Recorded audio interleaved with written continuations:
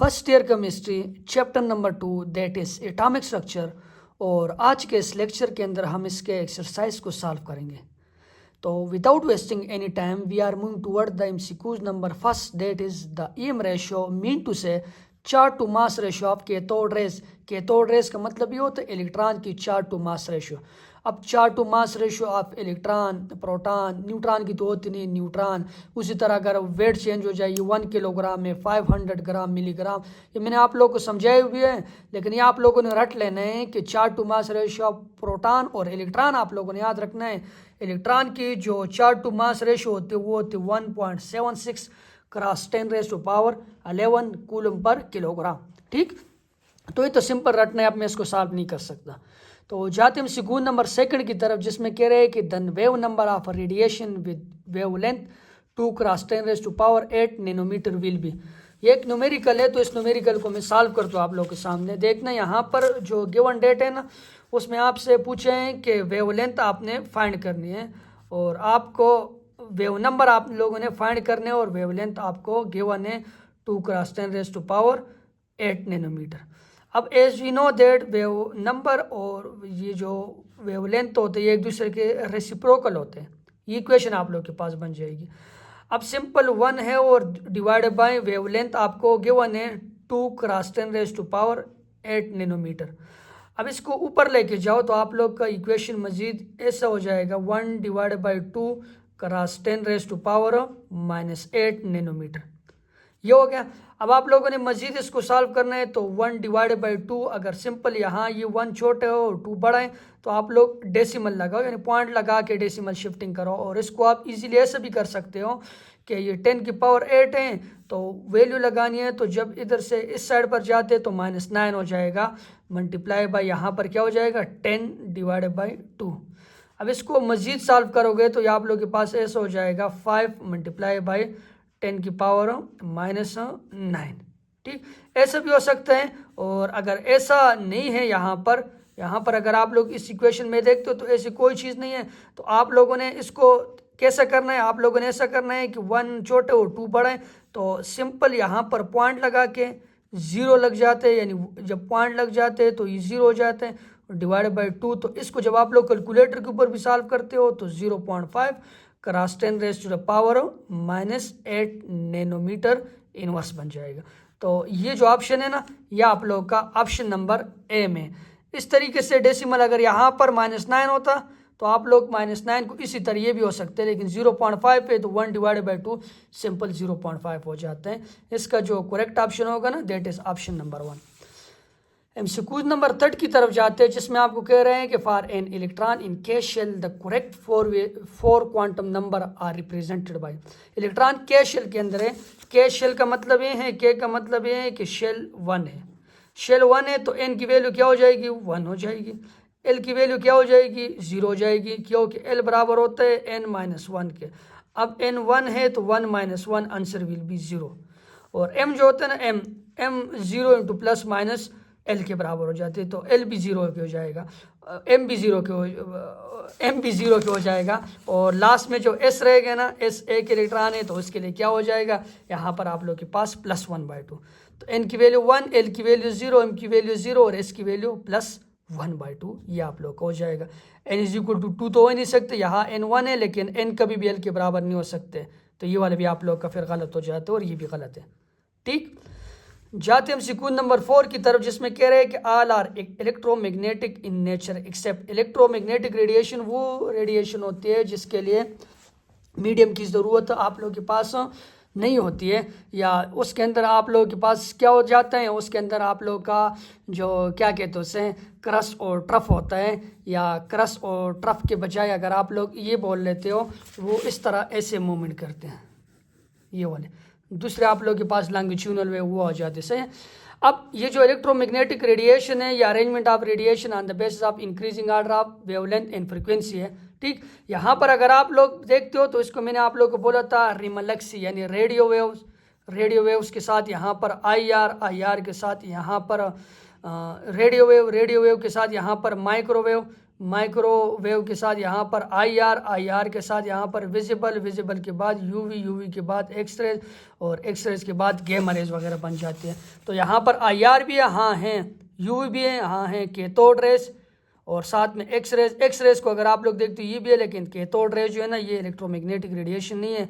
ये कैसे, ये बिल्कुल स्ट्रेट लाइन में मूव करते हैं आप लोग के, जबकि कैथोड रेज जो है ना ये एक वेव की फॉर्म में यहाँ पर क्या करती है, मूव करती है। ठीक, एमसीक्यू नंबर, इसको मैंने थोड़ा अच्छे एक्सप्लेन नहीं किया क्योंकि गड़बड़ हो गया इलेक्ट्रोमैग्नेटिक में।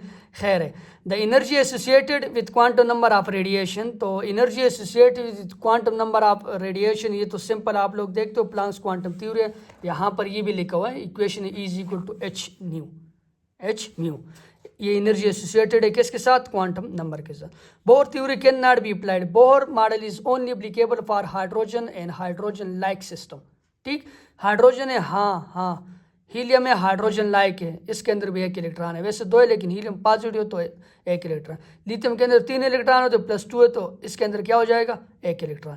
तो इसके लिए और इसके लिए एप्लीकेबल है। जबकि इधर से अगर आप लोग देखते हो हाइड्रोजन में प्लस चार्ज, इलेक्ट्रॉन ही निकला हुआ है, तो जब इलेक्ट्रॉन नहीं होगा तो बोर मॉडल कैसे एप्लीकेबल होगा। ठीक, नेक्स्ट एमसीक्यूज की तरफ जाते हैं, जिसमें आपको कह रहे हैं कि which of the following set of 4 quantum number are not possible.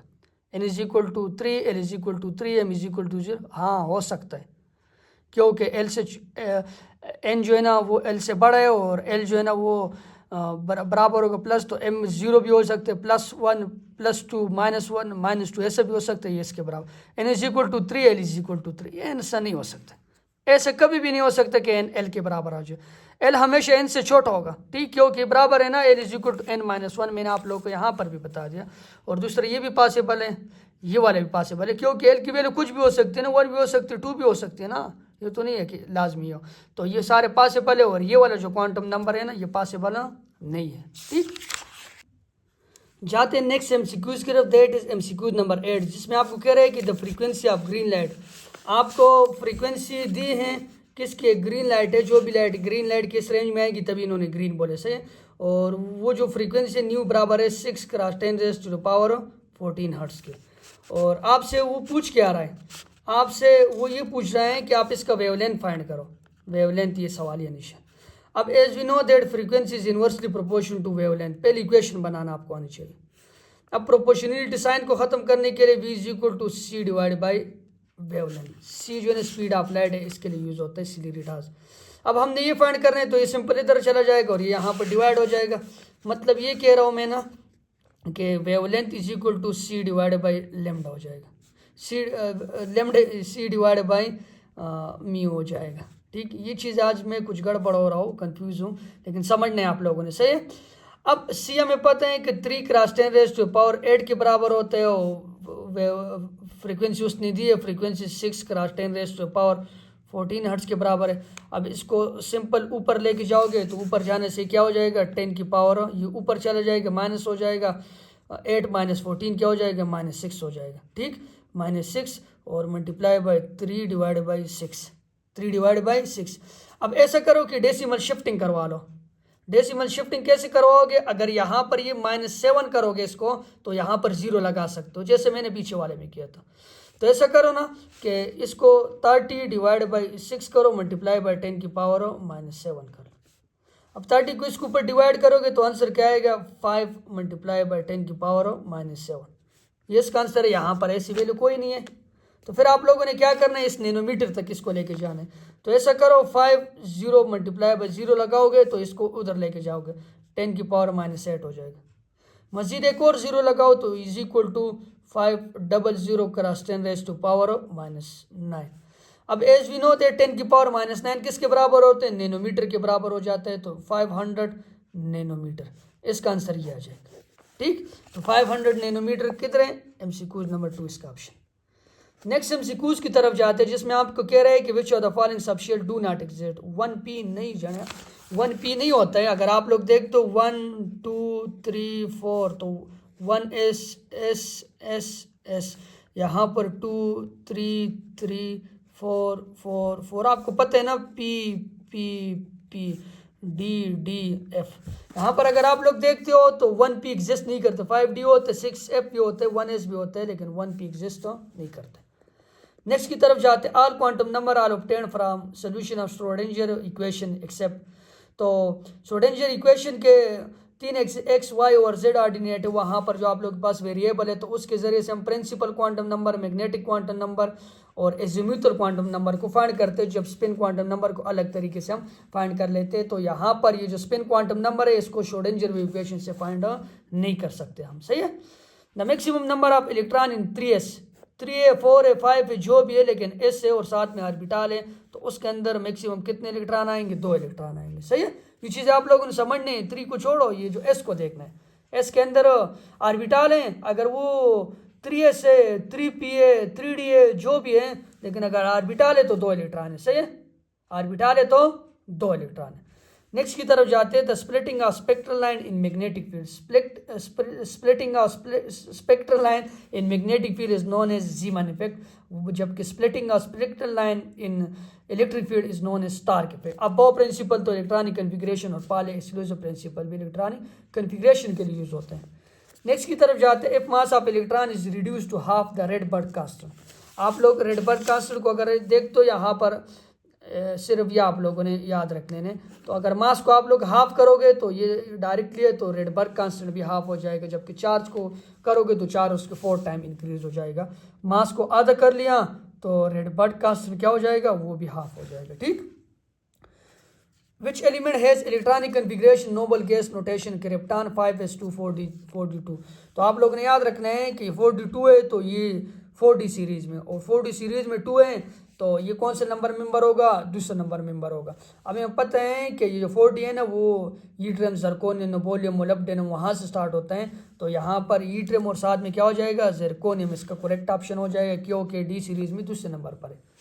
Next की तरफ जाते हैं, तो the mathematical form of Moseley law. Moseley law आपको क्या कहते हैं, square root of frequency directly proportion to क्या, एटॉमिक नंबर, और साथ में वहाँ पर जो प्रोपोर्शनली कांस्टेंट है ए और बी है, तो यहाँ z क्या हो जाते हैं -b और a भी आप लोग के पास कांस्टेंट आ जाता है।